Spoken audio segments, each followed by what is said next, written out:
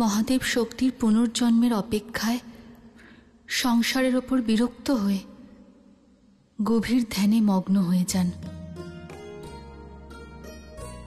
যাতে পরে আদিশক্তিকে কখনো যদি পান তবে তা সতীর মতন অপূর্ণ নয়, যেন সম্পূর্ণ পান। আমার একটা প্রশ্ন আছে নতুন মিত্র, সতীকে কেন অসম্পূর্ণ বলেছিলেন? উনি কেন অসম্পূর্ণ?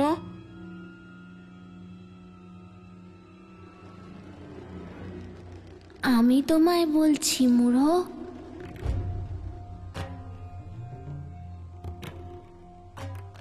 উনি অসম্পূর্ণ ছিলেন কারণ সতী প্রজাপতি দক্ষের কন্যা ছিলেন,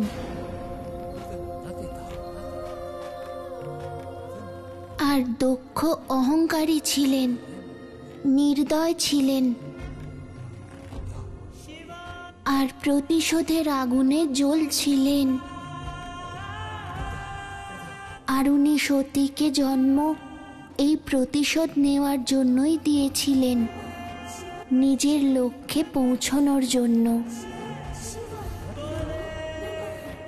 বাবার ঈর্ষা, অহংকার আর প্রতিশোধের ভাবনায় ওনার মেয়ে সতী কি করে অসম্পূর্ণ হলেন?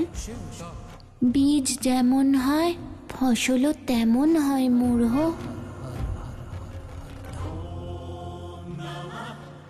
বাবা মায়ের সংস্কারই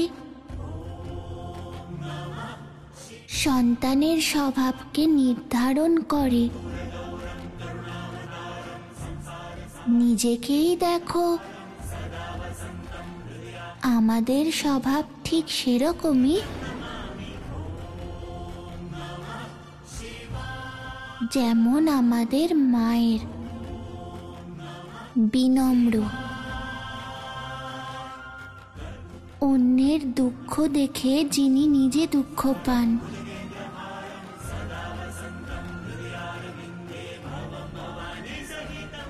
সতীর স্বভাবও তার বাবার মতোই ছিল। আর যার জীবন অহংকারপূর্ণ হয় সে অসম্পূর্ণ থেকে যায়।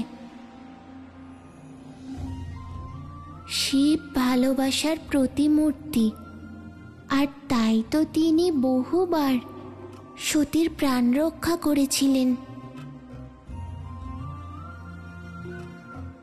সতী আর শিব প্রকৃতি আর পুরুষ ছিলেন।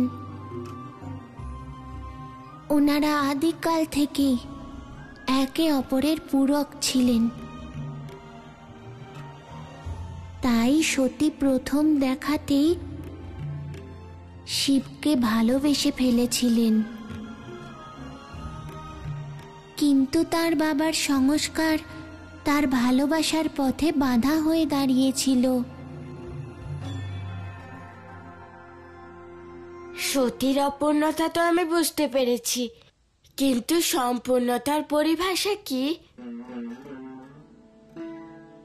আপনি রান্নাঘর থেকে একটা ছোলার দানা আনতে পারবেন? অবশ্যই, এক্ষুনি নিয়ে আসছি।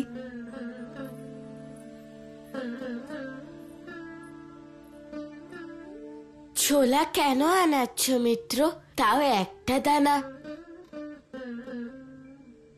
ওই এক দানা ছোলার মধ্যেই তো সারা সংসারের রহস্য লুকিয়ে আছে মূঢ়।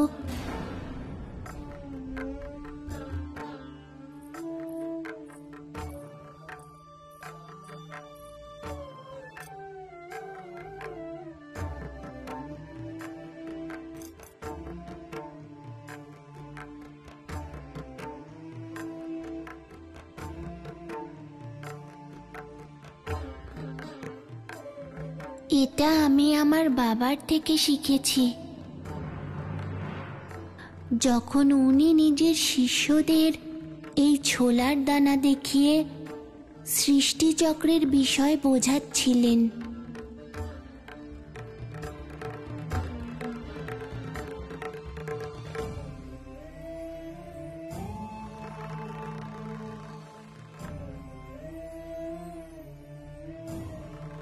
এখন কটা দেখতে পাচ্ছ? দুটো মিত্র। এটাই হলো স্বামী স্ত্রীর সম্পর্ক, যারা দুজনেই অন্যরকম হওয়া সত্ত্বেও একই হয়। যেমন এই ছোলা, একটা ছোলার মধ্যে দুটো দানা থাকা সত্ত্বেও একটাই মনে হয়। যেভাবে এই দুটো দানাকে এর আবরণ এক করে রেখেছে, ঠিক সেইভাবেই স্বামী স্ত্রীকে বিশ্বাসের আবরণ তাদের এক করে রাখে।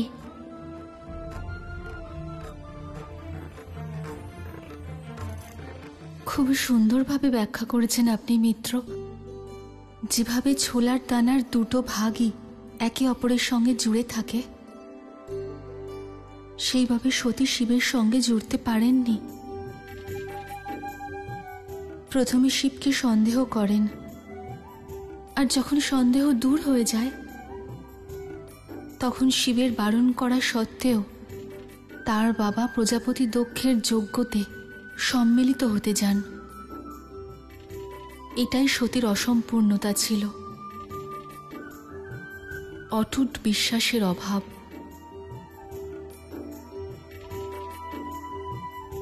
আমি বুঝতে পেরেছি মিত্র, যেরকম এই দানা ভাগ করলে আর চোরা যায় না, তাই এবার ওনাদের পুনর্জন্ম নিতে হবে। সে তো মিত্রই বলতে পারবেন এরপর কি হলো।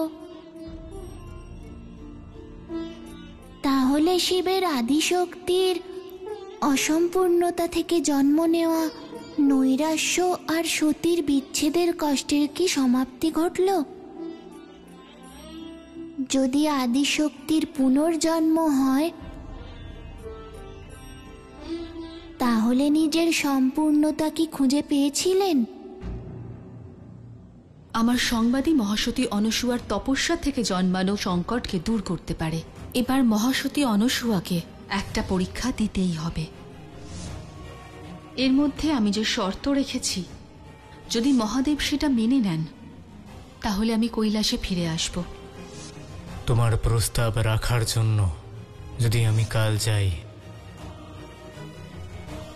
আর ফিরতে বিলম্ব হয়, তবে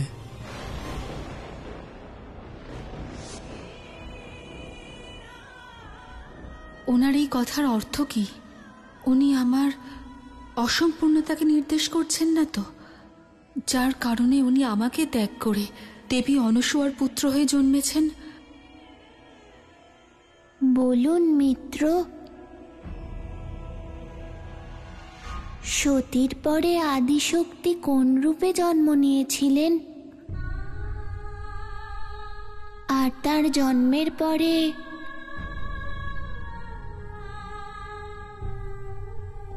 উনি কিভাবে শিবকে খুঁজে পেলেন?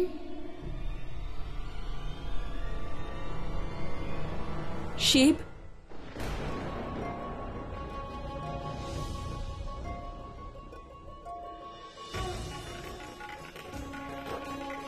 মা,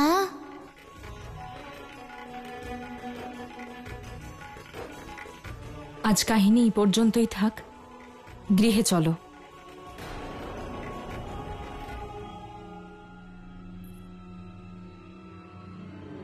আমি আমার সন্তানদের ফিরিয়ে নিয়ে যেতে এসেছি দেবী পার্বতী। ওরা এসেছে অনেকক্ষণ হলো।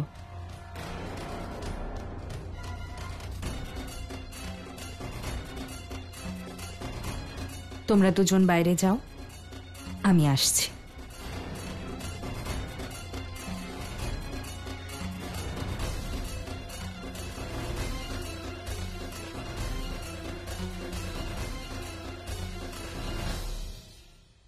শিব আর সতীর কাহিনী সমাপ্ত হয়ে গেছে দেবী পার্বতী। আর যদি আমার বুঝতে ভুল না হয়ে থাকে, আপনি শিবকে শিব আর পার্বতীর কাহিনী শোনাতে চাইছেন।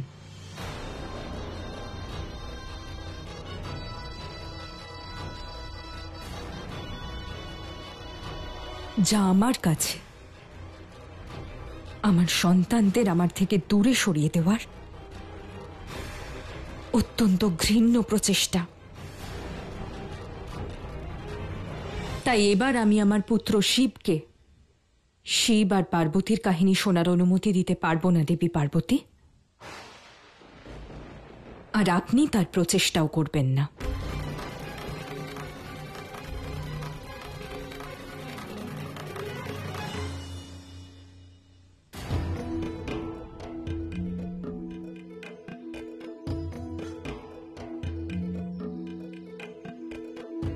মিত্র, কাহিনীটা এখন শেষ হয়ে গিয়েছে, কিন্তু মা পরের কাহিনী শোনার জন্য বারণ করলেন। এবার কি হবে? কাহিনী শুনবো, কিন্তু কি করে? যেভাবে শুনে এসেছি। না না মিত্র,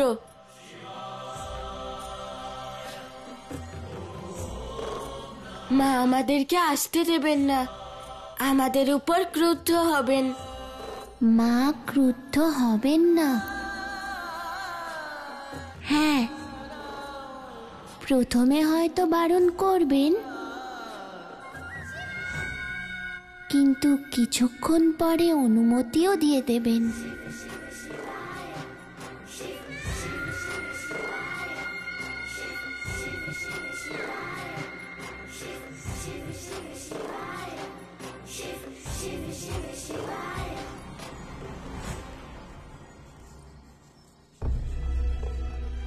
মূঢ়, কেউ আমাদের পিছনে আসছে। হ্যাঁ মিত্র, পায়ের শব্দ শোনা যাচ্ছে। কে হতে পারে?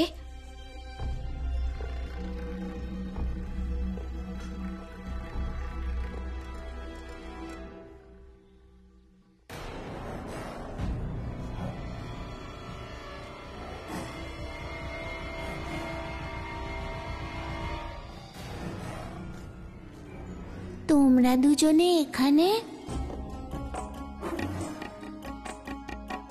ওদেরকে কি তুমি চেনো মিত্র?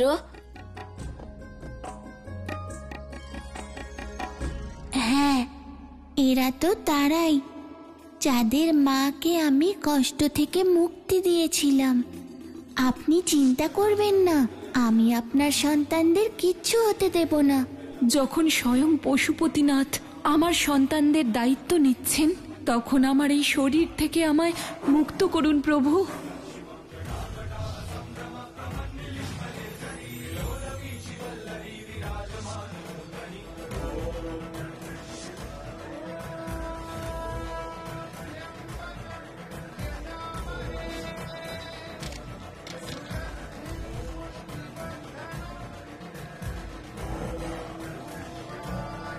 এই স্থান আমার মায়ের, ওনার গুরুকুলের। তোমরা এখানে সুরক্ষিত।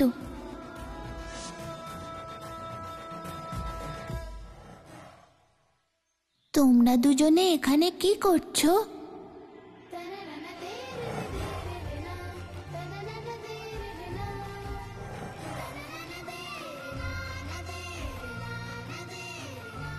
মূঢ়, ওরা আমাদের সাথে খেলতে এসেছে। চলো ওদের সঙ্গে আমরা খেলি। চলো চলো, খুব মজা হবে। দেবী অনসূয়া, আমি আপনার সন্তানকে কেড়ে নেওয়ার চেষ্টা করছি না, তথাপি সংসারের কল্যাণের জন্য ওনার স্মৃতিকে ফিরিয়ে আনার চেষ্টা করছি আমি। আর ভুলে যাবেন না, শিবের উপর আপনার অধিকার শিবের কৃপা আর আমার ভুলের কারণে হয়েছে। যদি আমি নির্বাণ ভিক্ষার প্রস্তাব না দিতাম, তাহলে আপনি এই অধিকার কখনো পেতেন না।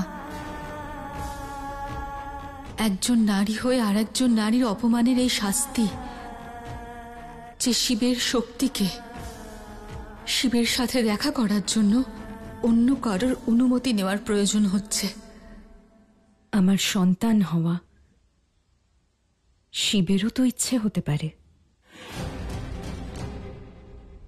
আবার আমার তপস্যার ফলও হতে পারে। কারণ এই সব ঘটনা তারপরেই ঘটেছে। আমরা তখনই ভোজন করব দেবী, যখন আপনি আমাদের নির্বাণ ভিক্ষা দেবেন। যদি আমি আমার মন, আমার ধর্ম আর আমার কর্ম দ্বারা পতিব্রতা হই, তাহলে আপনারা ত্রিদেব অবোধ শিশু হয়ে যান, অবোধ শিশু হয়ে যান, শিশু হয়ে যান, শিশু হয়ে যান। নির্বাণ ভিক্ষার প্রস্তাব থেকে শুরু করে ত্রিদেবের আমার সন্তান রূপ ধারণ করা, দেবী পার্বতী, আমি কিছুই ঘটাইনি, আমি নিমিত্ত মাত্র। ঈশ্বর প্রত্যেক ঘটনার জন্য কাউকে না কাউকে মাধ্যম করে নেন, আর সেই জন্য উনি আপনাকে সৃষ্টি করেছেন। আর এখন যখন শিব নিজে আমাকে মা রূপে গ্রহণ করেছে, তখন আমি শুধু সেই পদের দায়িত্বই পালন করছি। সেই জন্য মায়ের সেই অধিকারের সম্মান রক্ষা করে আমি শিবকে আপনার সাথে দেখা করতে দেব না।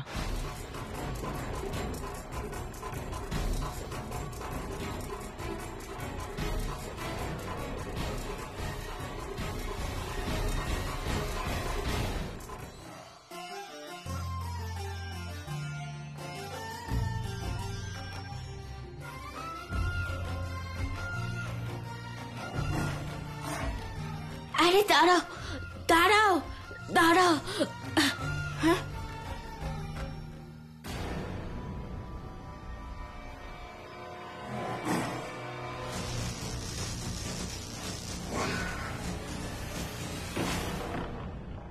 দেরি হয়ে গেল।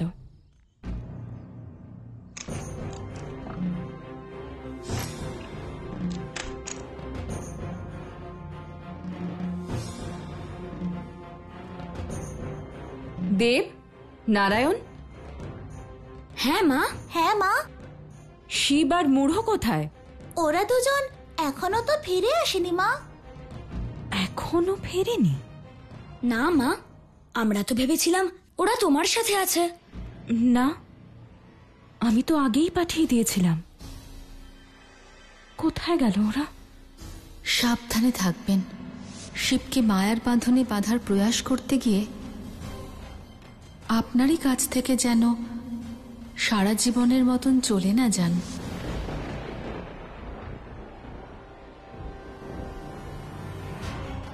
অসম্ভব দেবী পার্বতী, আমার শিবকে অত সহজে বাঁধা সম্ভব নয়।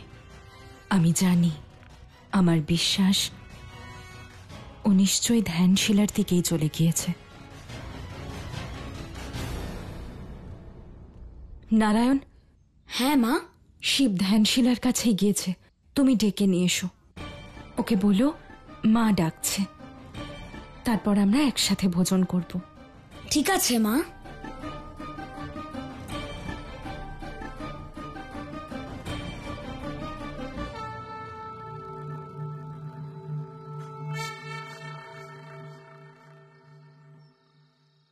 কি হয়েছে মূঢ়? ওদের খুঁজে পেলে না? ওদের খুঁজে পাইনি, মনে হয় ফিরে গিয়েছে। না মূঢ়, ওরা আমাদের সাথে খেলতে এসেছিল।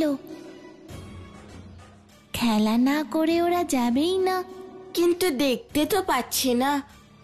আমি ওদের চিৎকার শুনতে পেয়েছিলাম। সেই চিৎকার ওদের সংকটে পড়ার চিৎকার মূঢ়। ওদেরকে খুঁজতে হবে। মিত্র, তুমি তো মনের শক্তি দিয়ে দূরের ঘটনা জানতে পারো। তুমি দেখো না তোমার অন্তর্দৃষ্টি দিয়ে যে ওরা কোথায় আছে।